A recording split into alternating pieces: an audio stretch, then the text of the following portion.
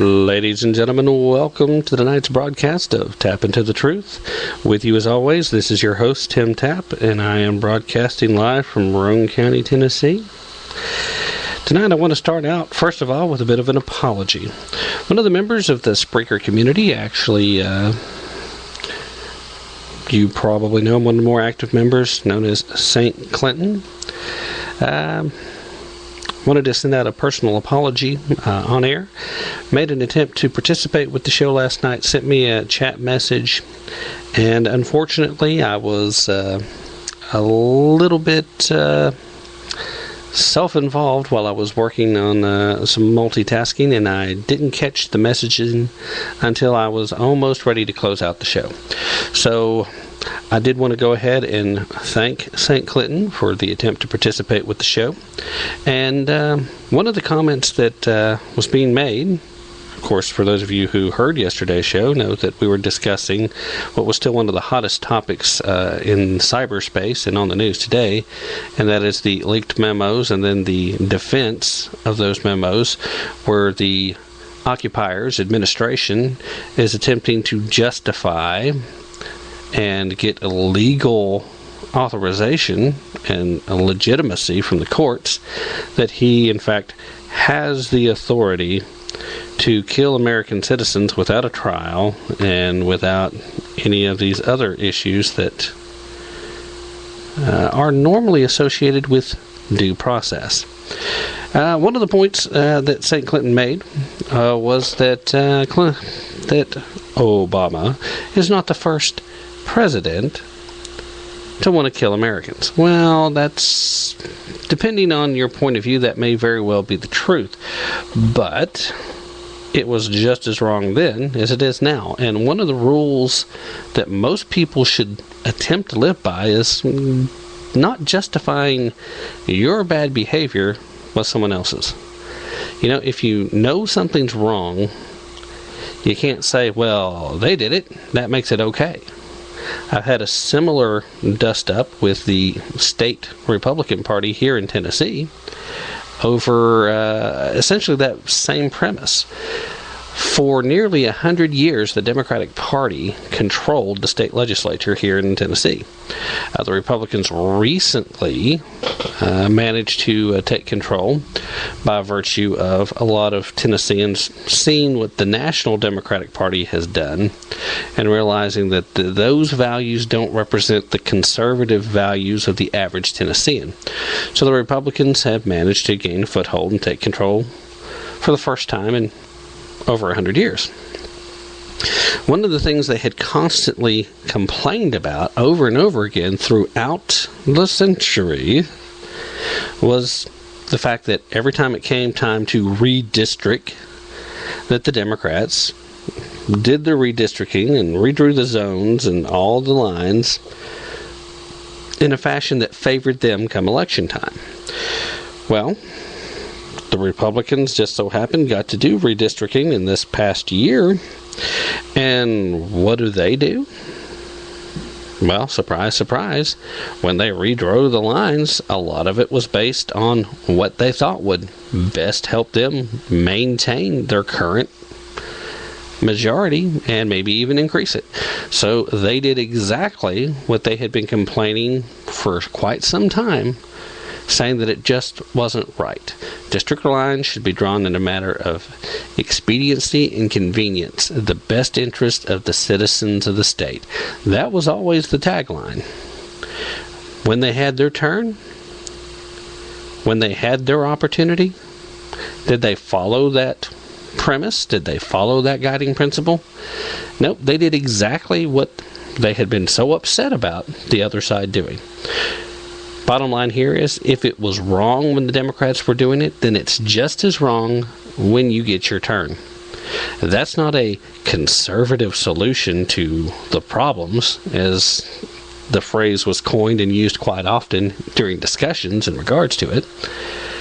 It was nothing more than doing the same thing the other guys had done. And I stick to my point there. If it was wrong when the other guys did it, it's still wrong. What happened with this, and why this is so newsworthy, of a topic is the fact that the Obama administration is taking this even further, trying to attest that due process doesn't mean the court system. This is a bolder example. They're trying to get they're trying to get the court system to legitimize the point of view that the executive branch can just on a whim do this. And the language was extremely vague. So if this legal argument's upheld, there's a lot of leeway here. So again, anybody wants to send a message as part of the community, if anybody wants to send a message after the fact, I'll be happy to address it. Get it here on the show. I will be keeping a closer eye on the chat window from now on so that we'll get a little more into it if I'm not in the middle of a rant when I get it. But again, I wanted to make sure that proper props were given to St. Clinton. Much appreciation for your attempt to participate with the show. Much as I would with anybody else. I knew you had an opposing viewpoint, but I don't want anybody to think opposing viewpoints aren't welcome. Well, that's a part of talk. You get the opportunity to discuss it, and hopefully you get to make a point, and both sides come a little bit closer together. At any rate, now that I've done that, once again, I do apologize for not seeing it sooner, and I do appreciate both the points you were making and the fact that you're trying to participate with the show. Thank you, St. Clinton, for being part of Tap Into the Truth, both yesterday and now today. Also, in a related topic from yesterday, I had the sad duty of reporting on recent comments made by action movie hero Sylvester Stallone. Well, today in the headlines, another action hero, Bruce Willis, came out and made statements that were just the opposite. Seems Bruce Willis is out there challenging, saying, don't infringe on the Second Amendment.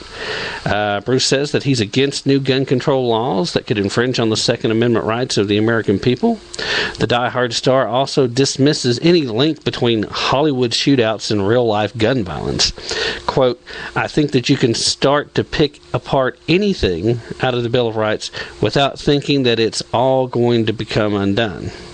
Willis told the Associated Press in a recent interview that while he was promoting his latest film, A Good Day to Die Hard, again, quote, if you take one out or change one law, then why wouldn't they take all your rights away from you? Willis's fifth outing as wisecracking cop John McClane, due in theaters on Valentine's Day, comes as his action franchise marks its 25th anniversary. The 57-year-old actor will also be seen firing away at bad guys in the upcoming sequels G.I. Joe Retaliation and Red 2. Both are due out later this year. But he believes the real topic is diminished when observers link Hollywood entertainment with high-profile mass shootings like those last year in Connecticut and Colorado. He went on to say, as a quote, no one commits a crime because they saw a film. There's nothing to support that. He also said, we're not making movies about people that have gone berserk or gone nuts. Those kind of movies wouldn't last very long at all. Willis also added that he doesn't see how additional legislation would prevent future mass shootings. Quote, it's a difficult thing, and I really feel bad for those families. I'm a father, and it's just a tragedy. But I don't know how you legislate insanity. I don't know what you do about it. I don't even know how you begin to stop that. So, at least one of the Hollywood elite action heroes is willing to come out in defense of the Second Amendment. So kudos to Bruce Willis. Might have to go see another Die Hard movie now.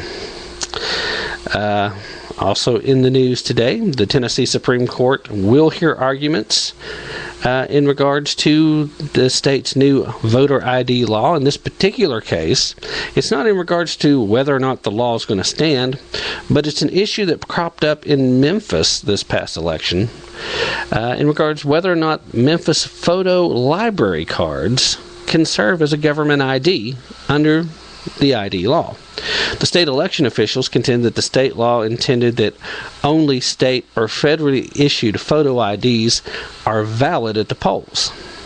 Well, I guess you probably should have said that specifically then. There's that rule of unintended consequences popping up. At any rate, the city of Memphis is arguing that the library cards, which includes a photo, should be enough to prove identity. The State Court of Appeals last August cited Tennessee case law in finding that Memphis is a branch of the state and the library cards could be accepted at the polls. Secretary of State Haggart and State Election Coordinator Mark Goins appealed to the state Supreme Court, which will hear arguments on Wednesday morning, which actually was